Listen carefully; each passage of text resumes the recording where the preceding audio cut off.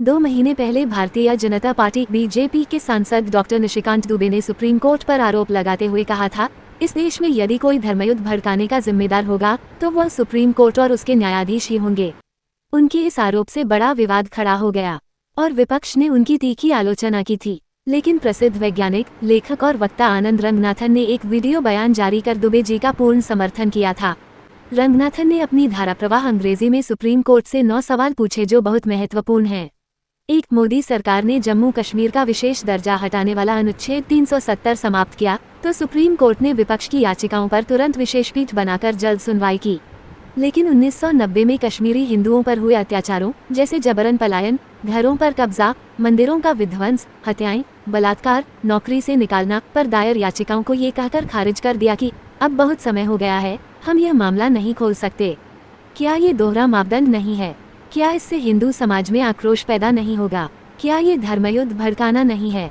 2, supreme court को आज वक्फ board की चिंता है, लेकिन पिछले 30 वर्षों में वक्फ बोर्ड द्वारा अवैध तरीके से हड़पी गई संपत्तियां, समानांतर न्याय प्रणाली और वक्फ बोर्ड का कर नहीं भरना, क्या ये सब अदालत को दिखाई नहीं दिए? आज यदि वक्फ कानून के सुधार से इस्लाम खतरे में लगता है तो क्या हिंदुओं की जमीनों पर मस्जिदें और मकबरे बनाना उचित था? वक्फ बोर्ड ने पिछले 10 वर्षों में 20 लाख हिंदू संपत्तियां कब्जा ली, इस पर सुप्रीम कोर्ट की चुप्पी धर्मयुद्ध नहीं तो और क्या है? 3, हिंदू मंदिर सरकार के अधीन हैं। उनकी आय से मदरसों, हज यात्रा, वक्फ बोर्ड, इफ्तार पार्टी, कर्ज आदि पर खर्च किया जाता है। वहीं हिंदू धार्मिक कार्यों पर रोक, उनकी याचिकाओं को लटकाना, अल्पसंख्यकों को हमेशा प्राथमिकता देना, क्या ये न्याय है? यह हिंदू समाज के मन में आक्रोश उत्पन्न करने का एक तरीका। 4, शिक्षा के अधिकार के तहत हिंदू संस्थाओं को 25% सीटें अल्पसंख्यकों के लिए आरक्षित करनी होती हैं, जबकि मुस्लिम और ईसाई संस्थाओं पर कोई ऐसा नियम नहीं। इससे हजारों हिंदू स्कूल बंद हो गए और हिंदू बच्चे दूसरे धर्मों की संस्थाओं में पढ़ने लगे। क्या ये भी धर्मांतरण को बढ़ावा नहीं है? क्या सुप्रीम कोर्ट को ये पक्षपात दिखाई नहीं देता? 5, अभिव्यक्ति की स्वतंत्रता पर भी दोहरी नीति। हिंदुओं की बात हेट स्पीच और दूसरों की बात फ्री स्पीच मानी जाती है। नूपुर शर्मा ने सिर्फ हदीस का उल्लेख किया, उसे कोर्ट ने हेट स्पीच कहा। लेकिन M.K. स्टालिन और उदयनिधि स्टालिन तथा अन्य नेताओं ने सनातन धर्म को रोग बताया, कोर्ट ने उस पर चुप्पी साध ली। क्या ये निष्पक्ष न्याय है? 6, सुप्रीम कोर्ट ने हिंदू परंपराओं और कई प्रथाओं पर रोक लगा दी, लेकिन हलाला, ईद के दौरान सामूहिक पशुहत्या, उस पर कोई सवाल नहीं। जन्माष्टमी पर हांडी की ऊंचाई पर रोक, लेकिन मुहर्रम की हिंसा पर कोई कार्रवाई नहीं।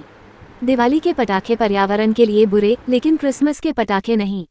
क्या ये भेदभाव नहीं? 7, प्लेसेस ऑफ वर्शिप एक्ट 1991 को 2019 में कठोर बना दिया गया ताकि 15 अगस्त 1947 से पहले के धार्मिक स्थलों की स्थिति में कोई बदलाव न किया जा सके। इससे हिंदुओं की प्राचीन मंदिरों को पुनः प्राप्त करने की राह बंद हो गई। राम मंदिर के लिए वर्षों संघर्ष करना पड़ा, बाकी स्थल अब भी कब्जे में हैं। क्या यह ऐतिहासिक अन्याय नहीं?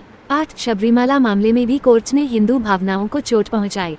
कुछ मंदिरों में पुरुषों की, कुछ में महिलाओं की प्रवेश परंपराएं हैं, लेकिन कोर्ट ने केवल हिंदुओं को निशाना बनाया, जबकि इस्लाम में महिलाओं को मस्जिद, कुरान आदि से रोका जाता है। ईसाई धर्म में महिला पादरी नहीं बन सकती, तो उन पर कोई सवाल क्यों नहीं? 9, शाहीन बाग आंदोलन और CAA विरोध में जो दंगे हुए, उस पर भी सुप्रीम कोर्ट की भूमिका एकतरफा थी। सार्वजनिक रास्ता रोकने वाले प्रदर्शन पर कोई ठोस कार्यवाही नहीं हुई। क्या ये कानून का मजाक नहीं? और क्या ये भी हिंदू समाज में आक्रोश नहीं बढ़ाता? अब बताएं कि क्या न्यायपालिका ही इन दंगों की दोषी है कि नहीं? गृहयुद्ध की जिम्मेदार क्या न्यायपालिका नहीं होगी? मुझे समझ नहीं आता कि ये न्यायाधीश किसके चंगुल में फंसे हुए हैं जो भारत की जड़ों को खोद रहे हैं।